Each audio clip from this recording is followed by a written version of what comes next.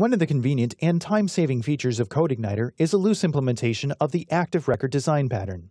When I use CodeIgniter's active records, I don't need to create classes to connect to each database table, but I should create a model for each database table, and I can use active records to make the models perform database operations.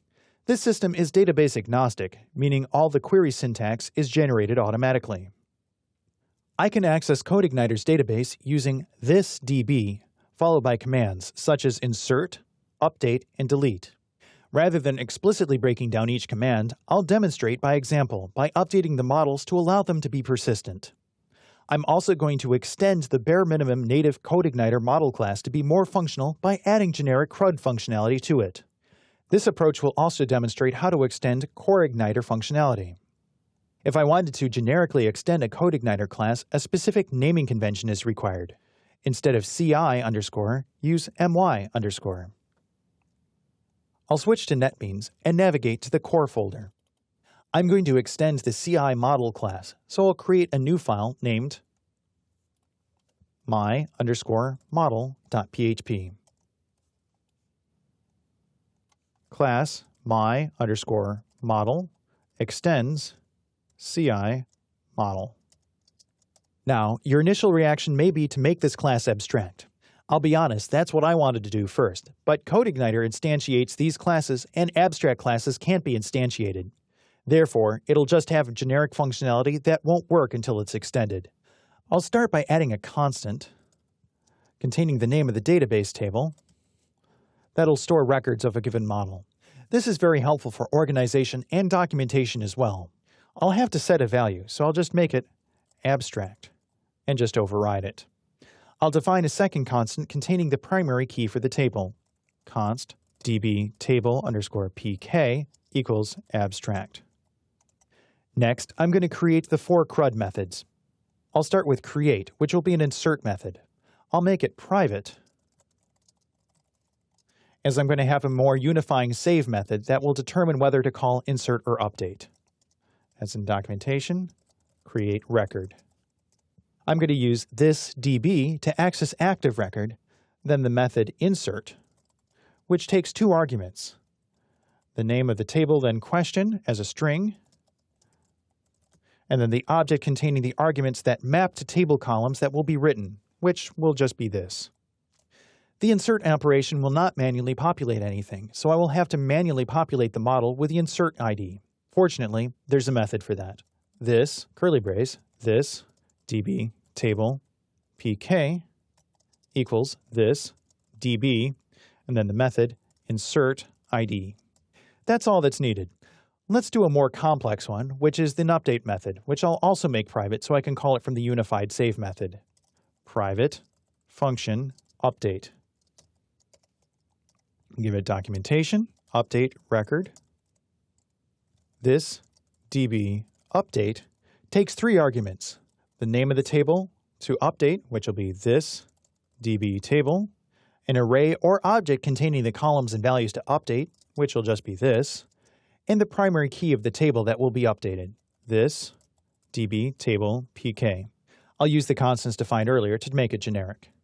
To prepare for a loading method, I'm going to make a helper that will populate the model from an array or standard class, which will take one argument, a mixed row. So public function populate, and I'll take a row. So populate from an array or standard class, param mixed row. And then for each row as key value, this $key equals value. Next, I'll implement a method for loading a single record from the database into a model that takes one argument. I'll call it public function load, which will take one argument, the ID of the record. Load from the database. Param will be an integer containing the primary key. In this method, I will assign a variable called query to the result of this db get where, which retrieves a standard object with a result. It takes two arguments, which is the table name again, db table, followed by an array of the key value pairs that it will be matched against, which in this case will be just the primary key and the ID I want to look up. This db table pk assigned to ID. I'll use the previously created populate method to populate the object. So this populate with query row. The final method of CRUD is delete. Public function delete. Delete the current record. This db delete. The delete method takes the name of the table, this db table, followed by an array similar to the where statement I used in load. This time, I'll specify the argument containing the primary key using the constant. This db table pk, this db table pk. Finally, I'll unset this primary key once the deletion operation has occurred, as the record won't exist anymore. Now that I have the full CRUD functionality defined, let's make a public method for saving that will decide whether to insert or update. Public function save. Save the record. If is set this, the primary key, use the update method, this update. Otherwise, it's an insert. The final piece of common functionality that I'll implement is an unfiltered get, which will retrieve all records from a model's database table. I'll include optional support for a limit and offset, which will be useful if I ever implemented pagination. I'll start with documentation. Get an array of models with an optional limit offset. Param int limit, which will be optional. Param int offset, optional, but if it's set, requires limit. It'll return an array of models populated by database keyed by the primary key. Then public function get with a limit defaulting to 0 and an offset also defaulting to 0. So if there is a limit, I'm going to assign query to this db get, which takes the name of the table, this db table, and an optional limit and offset. Limit, offset. So if there is no limit, query equals this db get, and then just this db table, which will return all rows. Now that the query's been performed, let's build the return value. I'll start with an empty array. Ret val equals array. Then get the class of the current model. Get class of this. I can iterate over the query using the method result, which will return database rows. For each query result as row, create a new instance of the current class. So model equals new class. Populate it with a helper function, so model populate with row. Then add it to the return value using the primary key. Ret val row, and then this db table primary key equals model. The primary key is a nice shortcut if you don't want to use the constant or try to remember what the key name is. Finally, return the ret val. Save the file. This seems like a lot of work, and in some ways it is. However, it also highlights how to extend native CodeIgniter classes and will save me from writing redundant code in my models. Let's give the models full CRUD functionality. Open the publication model. Instead of CI model, we'll extend my model instead.